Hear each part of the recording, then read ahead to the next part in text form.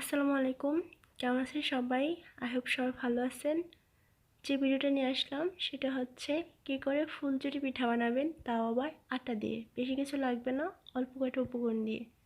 দেখুন আমার রান্নাটা। আর যদি ভালো লেগে থাকে অবশ্যই চ্যানেলটা সাবস্ক্রাইব করবেন, ফ্রেন্ড অ্যান্ড ফ্যামিলির মাঝে শেয়ার করবেন। আর বেল আইকনে প্রেস করে রাখবেন যাতে সবার আগে আমার ভিডিওটা দেখতে পারেন। আটা নিয়েছি আমি মাঝারি সাইজের 1 কাপ, ডিম নিয়েছি একটা, চিনি হাফ কাপ, দুধ ছোটো কাপে 1 কাপ। আপনারা চাইলে গুঁড়ো দুধ নিতে পারেন, তো এই ক্ষেত্রে আপনাকে এক্সট্রা পানি নিতে হবে।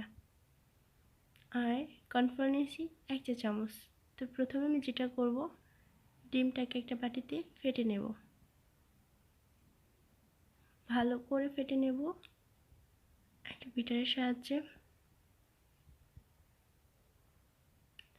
দেখুন এখন এর মাঝে আমি দুধটা অ্যাড করে নেব, ভালো করে মিক্সড করে নেব, সাথে চিনি।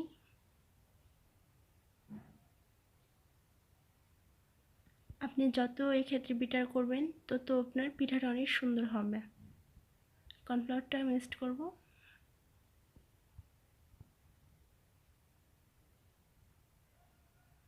প্রায় আমি সবগুলো উপকরণ 5-6 মিনিটের মতো কিন্তু বিটার করছি। সবগুলা বিটার হয়ে গেলে এখন আমি আমাদের লাস্ট পর্যায়ে আটাটা অ্যাড করি। এখন আমি সবগুলো উপকরণ ভালো করে মিক্সড করে নেব। যেহেতু আমি লিকুইড দুধ দিয়েছি, আমার এক্সট্রা কোনো পানি দিতে হয় নাই। আর যদি আপনি গুঁড়া দুধ ইউজ করেন সেক্ষেত্রে এক্সট্রা একটু পানি ইউজ করতে হবে। তো খেয়াল রাখবেন আপনি যেই কাপে আটা নিয়েছেন তার থেকেও অল্প একটু পানি নেবেন। তো দেখুন আমার মিশ্রণটা হয়ে আসছে, বেশি পাতলাও না ঘনও না।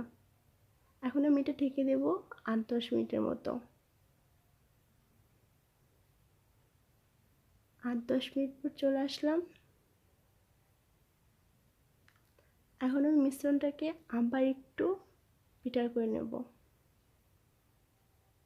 এই ক্ষেত্রে পিঠাটা ভালো হবে। হয়ে আসছে, এখন আমি রান্নায় চলে যাব। আমি প্রথমে একটা প্যানে তেলটা গরম করে নিয়েছি, সাথে যে শাঁসটা নিয়েছি সেটাও গরম করে নিয়েছি।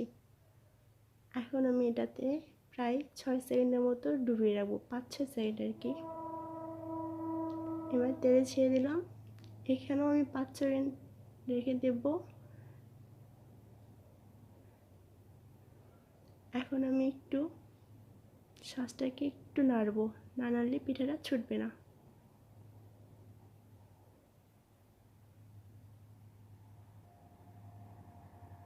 আস্তে আস্তে নাড়বেন। দেখুন পিঠাটা ছুটে গেছে অনেক সুন্দর করে। শাঁসটা কিন্তু আমি উঠাই নাই, আবার এই তেলের মধ্যেই ডুবিয়ে রাখলাম। যদি আপনি একসাথে অনেকগুলো পিঠা ভাজতে চান সেক্ষেত্রে আপনাকে অন্য একটা প্যানে তেলের মধ্যে শাঁসটা গরম রাখতে হবে। দেখুন পিঠাটাকে ভালো করে উল্টে পাল্টে নিতে হবে যাতে দুই পাশেই মচমচে হয়। এই ক্ষেত্রে দেখতেছি পিঠাটা অনেক নরম, বাট উঠানোর পরে 1 মিনিট পরেই পিঠাটা অনেক মচমচে হয়ে যায়, অনেক টেস্টি হয় পিঠাটা খেতে। ভালো করে নেড়ে নেবেন। দেখুন অলমোস্ট আমার ভাজা হয়ে আসছে, এখন এটা আমি উঠিয়ে নেব। আবার দেখিয়ে দিচ্ছি আমি, যদি আপনাদের বুঝতে অসুবিধা হয়। দেখুন আমি এদের শাঁসটা গরম করে নিয়েছি, আবার নিয়ে নিলাম, 5-6 সেকেন্ডের মতো রেখে আবার তেলে দিয়ে দিলাম। এখানেও আপনার দেখতে হবে পিঠাটা ফুলে উঠছে কিনা, তখন আপনি শাঁসটা আস্তে আস্তে ঝাঁকি দেবেন বা নেড়ে দেবেন। এই যে